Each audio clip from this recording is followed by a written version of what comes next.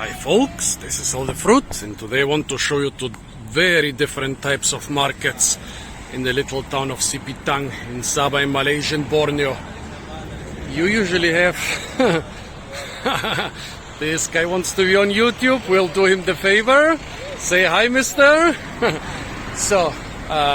Well, this dichotomy between the markets, especially in smaller towns in Borneo, is quite typical. Most typical I saw was basically in the little town of Nia. They had a market in the town center and two markets on two basically junctions about 5 kilometers north and south of the town. And those markets are very different. While the markets in the town centers are usually providing mostly vegetables and fish and such stuff to the people, the roadside markets are the ones where you find the rare fruits. Yeah, folks, it's that simple. The rarest fruits in Borneo will usually find on the roadside along the big roads, where you get a lot of wealthy people. Here it's the Bruneians. This is the first market in Sabah, direction Brunei.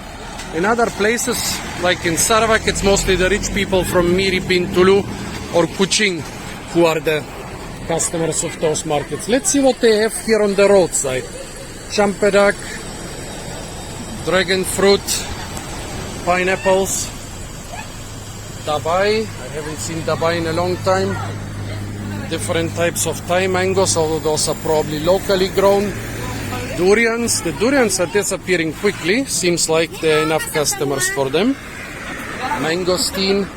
More interesting mangoes. Dukulangsat.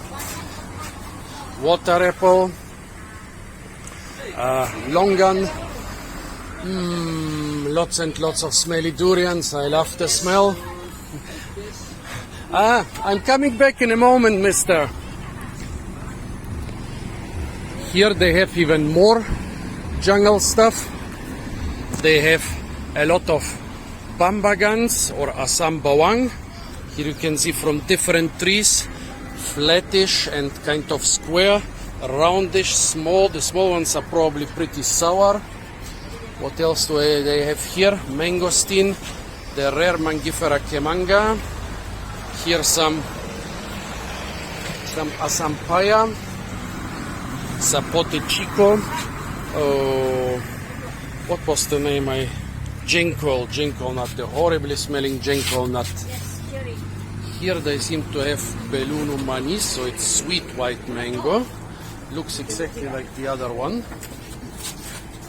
And here they have bambagan from other trees. This is a very versatile fruit. I'm often finding hybrids between bambagan and other mangoes. And since the species is so versatile, it's possible that a lot of what we think of as poor bambagan is actually some second generation hybrid. Avocados, for some reason those are quite rare here. Tarap, different mangoes. What else have we got here? Let's see. Papayas and crocodile egg limes. Over there is a whole section dedicated only to melons. I wonder how this came about. I mean, I know that in Bulgaria people usually had a garden dedicated just to melons, but here they have a market section dedicated just to melons. And the funny thing is, usually in Europe, the watermelon diversity is very low, but the melon, the honey melon, the muskmelon diversity is very high. In this market, it's the opposite. Although they have a lot of different melons here in Borneo, look how many different watermelon varieties they have here. But you'll find only one single melon variety on this market. I think they might have half a dozen of watermelon varieties, but just one single melon variety. Look how beautiful the tiny watermelons, different colors, different shapes and sizes, but only honeydew melons, nothing else. In the afternoon I was over there when everything was open, and I can tell you it's the same. Lots and lots of different watermelon varieties, but only one melon variety on this market.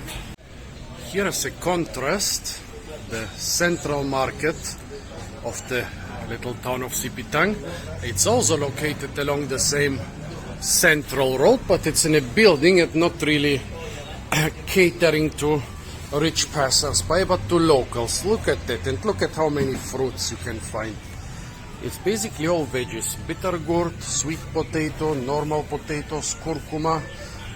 The bananas here are rather a vegetable than a fruit, so I count them as vegetables. The tomatoes, I know they are fruit, but they are also rather being used as a vegetable. You will be hard-pressed to find more than a few vegetables here. Papayas, yeah, sorry to disappoint you, but those are also mostly vegetables.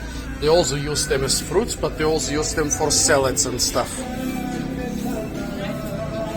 Let's see here, a lot of veggies, I don't know. Chilies. Well, yeah, the little limes are a fruit, but they're also being used as a sour condiment. Chayote, more limes. Oh, sorry.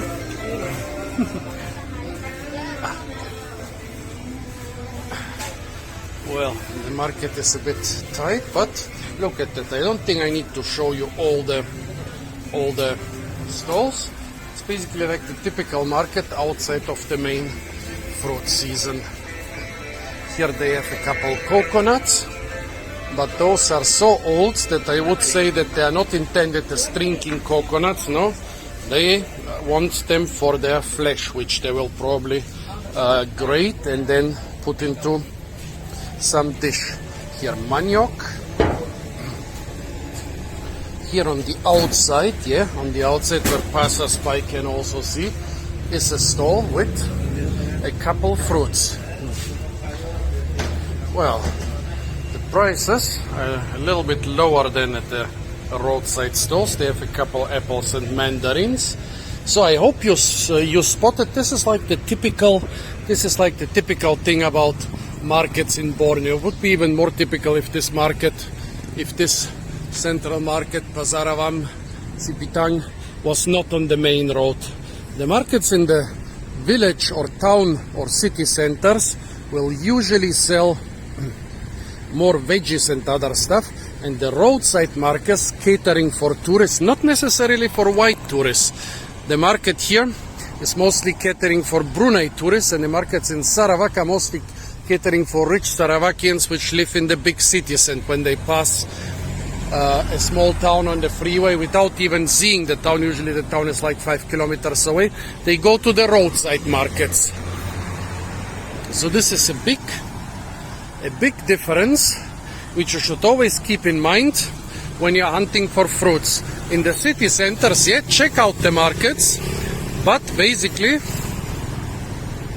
the roadside markets are the ones where you will find the fancy and rare local jungle fruits, because that's where people want them and that's where people will pay a higher price for them.